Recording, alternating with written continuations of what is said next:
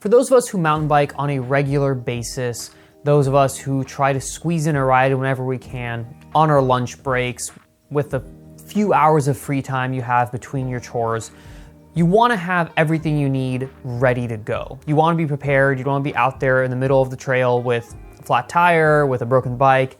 You need stuff to go with you when you go mountain biking. You need to bring some stuff with you. Now, there's a couple different options. Obviously, you can use something like a saddlebag. You can use something like one of those frame wraps that sort of wraps around the frame and carries, CO2 and a tube and stuff like that. You can go with a backpack, which is an option. Or you can go with a lumbar pack or fanny pack, as British people would not call it, or a hip pack, whatever you want to call it. This guy right here. This is the Osprey Savu 2. I'm gonna give you guys a quick review on this product today, tell you guys what I like about it, what I don't like about it, and I'll tell you who it's for. So the Savu 2 is the smaller of 2 packs in the Savu lineup from Osprey.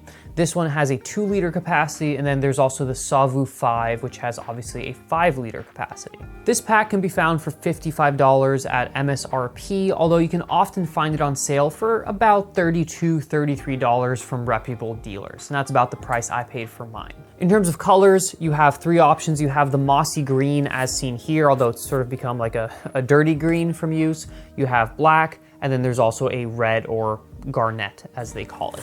In terms of storage, the Savu employs a single storage compartment that actually has 2 different zippers. So you have a zipper from one side as well as one from the other side here, but they both access the same compartment. And so you can essentially reach from one side to the other side. When you open the storage compartments, you'll see that there are also these mesh pockets which can allow you to sort of organize your items with one on each side. These mesh pockets are helpful for storing items that might bounce around and you don't want moving around too much, and it keeps these items away from the other contents in the bike. Additionally, on the left-hand side, on the left, what would be on the left side of your body, there is this small red clip which allows you to attach your keys to there just in case if you forget to zip up the back of your pack, they're not gonna go bouncing out, because that would obviously be a pretty bad thing if that were to happen. Unlike the larger bags in the Osprey lineup, there are no sort of hip pockets. So the straps here that go around your hip, there's no place to put anything in them. So you are giving up on that if you go with the smaller option here, although it does make for obviously a lighter and smaller pack. The Savu is not a hydration pack. There is no space for a hydration bladder, nor can you buy one that fits there. However, it does have space for water though, which is a really useful feature. In this pocket here, that sort of is made at an angle, you can slide in a standard cycling water bottle in order to take it with you on your rides, like so. Now, the bottle is very secure in here. I've never had one bounce out on me. And there's also an additional sort of strap here that you can place around the lip of the bottle. And you can tighten this down in order to get a little bit more security on your bottle. With the added bottle sleeve here, you can carry water along with you in addition to whatever bottle cages you may have on your bike, which makes this a great option for sort of longer rides in which you might want to carry more than 2 bottles, but you don't have more mounts than the ones that come on your bike. Now, for those of you who might say, well, maybe this isn't for me because I want to carry more water, I'm going to look for a bladder instead. I'm going to say I've found that I don't love using bladders for cycling, especially for the shorter rides. The whole process of using a water bladder, a hydration pack, really is longer than just filling it up and using it, right? When you finish your ride, you need to dry them out pretty well. They're kind of cumbersome to clean, especially for something I might use on a daily basis. This is my sort of daily driver hip pack.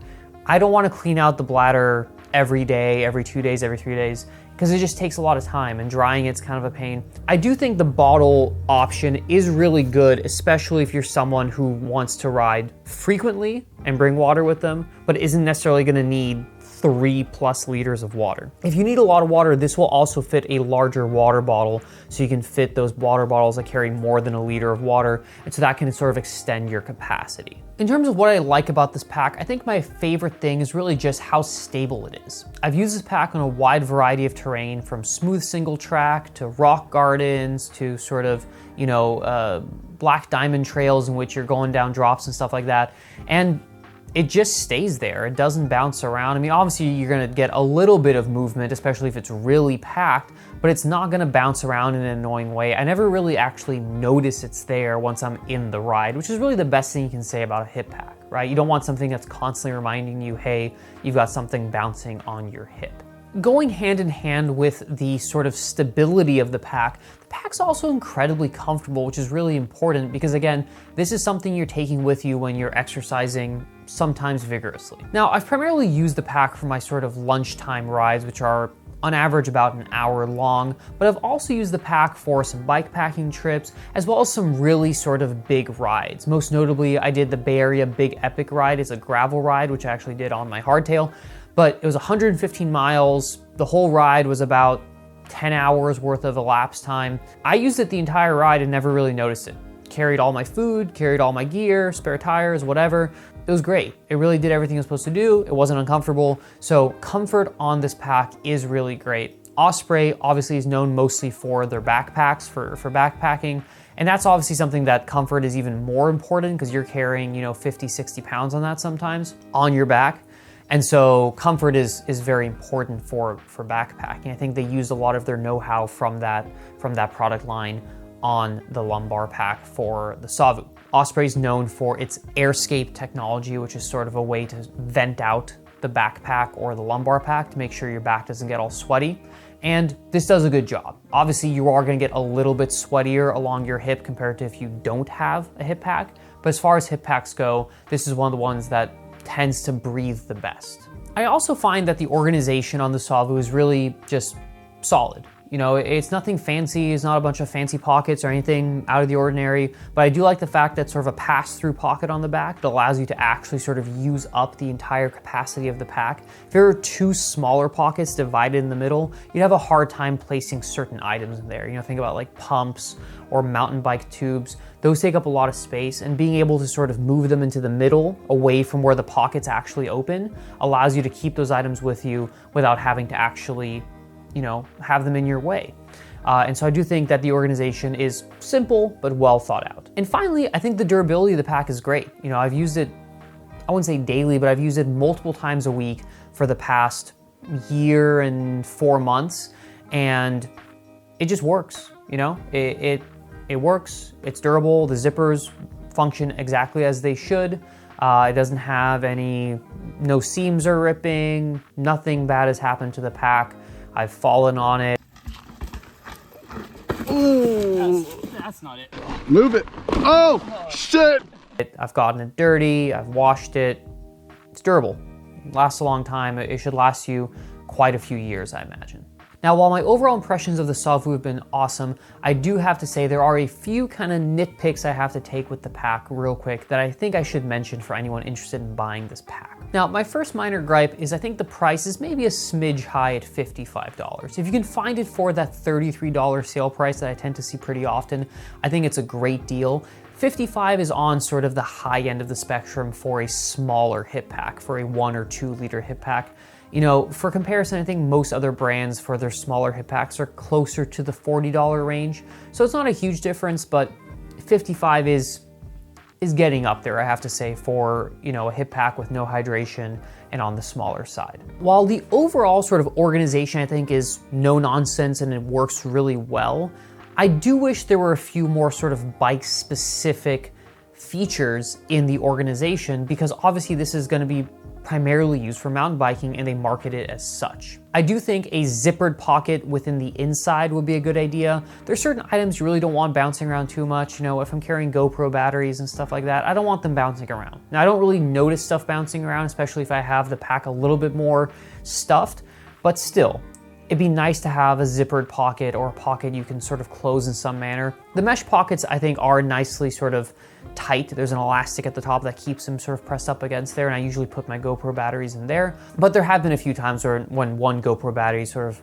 found its way outside of that little mesh pocket, and then I find it down at the bottom of the pack. One additional zippered pocket within the pack would be really nice, and I don't think it'd be too difficult to do that. And then the additional thing that would be nice would be, again, some more bike specific stuff. So it'd be pretty easy to make a loop specifically for CO2 cartridges, right? They're all pretty standard size, and it'd be a nice way to sort of keep it in a certain location. Obviously, you don't have to use it if that were to be a feature that was included in it, but it would be nice to have the option to maybe load 1 or 2 CO2 cartridges in a place that's specifically designed for them, because you don't really want those bouncing around too much either. And then my final gripe is that the water bottle retention system on the Savu, while it does hold it in there really tight, which is great for not having it bounce out, it could be a little bit less tight, given that it's pretty difficult to remove the bottle while you're riding.